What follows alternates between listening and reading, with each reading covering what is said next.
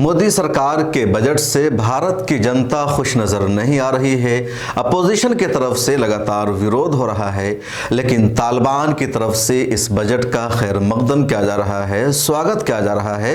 और ये कोई मैं अपनी तरफ से नहीं बता रहा हूं, बल्कि इंडिया के अखबारात में खबर छप रही है। हेडलाइंस आप देख सकते हैं, खान न्यूज़ 18 को देखिए या ABP न्यूज़ को देखिए, हर जगह खबर लगी हुई है। Taliban welcomes Indian budget 2023 and 24 says will help improve ties between Nations. ये NI की खबर है जो वेबसाइट पर छपी, मैंने आपको बताया, और इसी तरह की खबर तकरीबन सभी वेबसाइट पर है। टीवी चैनलों पर इस खबर को नहीं बताया गया है। वजह क्या है, क्यों तालिबान भारत के बजट का स्वागत कर रहा है? दरअसल वजह यह है कि भारत की सरकार ने अपने माली बजट 2023-24 में तालिबान सरकार को भी 200 करोड़ का फंड दिया है, या दूसरे आप उसमें बात कीजिए तो $25 मिलियन की रकम मुख्तस की गई है तालिबान के लिए, जिसकी अफगानिस्तान में इस वक्त हुकूमत है। अफगानिस्तान ने या वहाँ की मौजूदा तालिबान सरकार ने इसी वजह से भारत के इस फैसले का, माली बजट का खैर मकदम किया है। अफगानिस्तान के तर्जमान सुहेल शाहीन ने खैर मकदम किया और कहा, भारत की तरफ से बजट में हमारे लिए जो रकम मुख्तस की गई है उसका हम खैर मकदम करते हैं। इसकी वजह से अफगानिस्तान, तालिबान और भारत की सरकार में रिश्ते मजबूत होंगे, ताल्लुकात बेहतर होंगे। अरे कोई पहली मर्तबा भारत ने मदद नहीं की है, बल्कि पिछले साल के बजट में भी तालिबान की मदद की थी भारत की सरकार ने, और उसका भी अफगानिस्तान सरकार ने खैर मकदम किया था। इसके अलावा भी कई मामलों में जब मुश्किलें पेश आई अफगानिस्तान तालिबान को, तो भारत ने मदद की, अपनी तरफ से इमदाद पहुंचाने की कोशिश की। पिछले दिनों भारत की तरफ से गेहूं पहुंचाया गया था और भी जरूरत की कई अशिया वहां पहुंचाई गई थी। अब सबसे बड़ा सवाल है इस खबर पर यह कि एक तरफ भारत की सरकार अफगानिस्तान की मदद कर रही है, तालिबान के लिए अपने बजट में फंड मुख्तस कर रही है। हिंदुस्तान के माइनॉरिटीज के बजट में भारत की सरकार कटौती कर रही है, 5,000 करोड़ से 3,000 करोड़ कर दिया गया है, लेकिन तालिबान की मदद दी जा रही है। और दूसरी तरफ यही भारत की हुकूमत, यहाँ की पुलिस, यहाँ की मीडिया मुसलमानों को तालिबान के नाम पर गिरफ्तार करती है, उनको जेल भेजती है। आपको याद होगा कि अगस्त 2021 में जब यह खबर आई कि तालिबान ने अफगानिस्तान का कंट्रोल अपने हाथों में ले लिया है और अमेरिका को देश छोड़कर जाना पड़ा है, तो दसियों लोगों को जेल में बंद कर दिया गया, गिरफ्तार किया गया और इल्ज़ाम लगाया गया कि इन लोगों ने तालिबान के समर्थन में पोस्ट किया है, इन लोगों ने सोशल मीडिया पर तालिबान की हिमायत की है। आसाम के मौलाना करीम को भी गिरफ्तार कर लिया गया, जेल भेज दिया गया महज इस जुर्म में कि उन्होंने फेसबुक पर तालिबान के समर्थन में पोस्ट लिखा है। हालांकि अदालत में बात साबित हुई कि उन्होंने तालिबान के सपोर्ट में कुछ लिखा ही नहीं था। पुलिस ने बगैर किसी वजह के उनको गिरफ्तार कर लिया और उन जैसे 15-16 लोग थे जिसको पुलिस ने गिरफ्तार करके जेल भेजा था।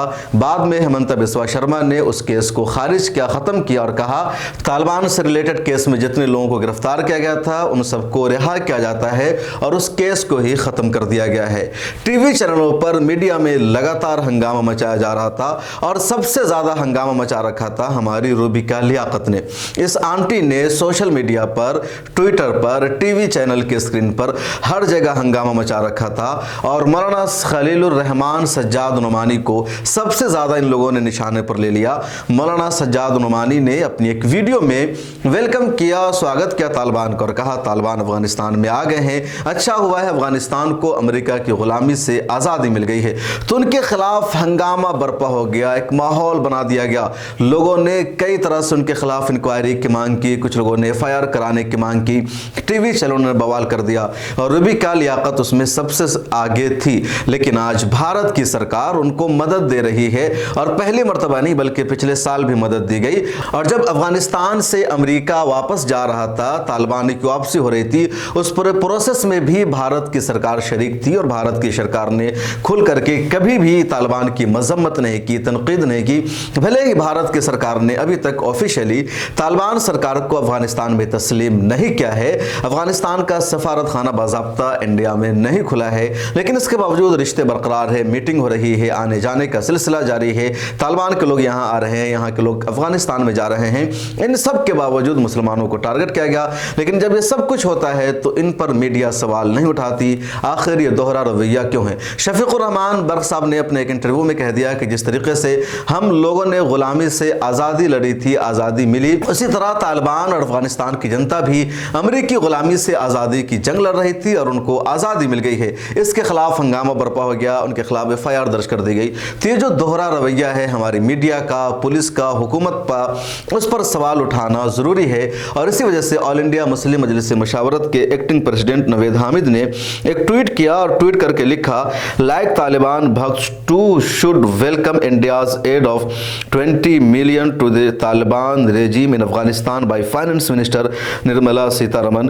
इनका ये सवाल है कि जो तालिबान को जो $25 मिलियन का एड दिया गया है, क्या इसका भी वेलकम करना चाहिए भक्तों को। यानी एक तरफ सरकार मदद कर रही है, दूसरी तरफ तालिबान के बारे में बातचीत करने पर मुसलमानों को या किसी को भी परेशान किया जाता है, कट्टरपंथी कहा जाता है। यह दोहरा रवैया है और इस रवैये पर सवाल उठाना ज़रूरी है। और रूबिका लियाकत और इस तरह के जितने सारे एंकर हैं, इनको या तो शर्म से डूब मरना चाहिए, अपना स्टैंड वाज़ेह करना चाहिए, और अगर इनको प्रॉब्लम है तालिबान की मदद से तो फिर इनको खुल करके आना चाहिए। सिर्फ एक तरफ के लोगों को ही परेशान करना क्यों, उन पर ही सवाल क्यों उठाया जाता है। इस वीडियो में इतना ही। अगर आपने अभी तक मिल्लत टाइम्स को सब्सक्राइब नहीं किया है तो कर लीजिए। बहुत सारे लोग वीडियोस को देखते हैं लेकिन आप सब्सक्राइब नहीं करते हैं, ऐसा क्यों? आप सब्सक्राइब करेंगे तो कम से कम मिल्लत टाइम्स का फ़ायदा होगा, हमारे व्यूअर्स बढ़ेंगे, ज़्यादा दूर तक हमारी आवाज़ पहुँचेगी। फेसबुक पर देख रहे हैं तो पेज को फॉलो कीजिए।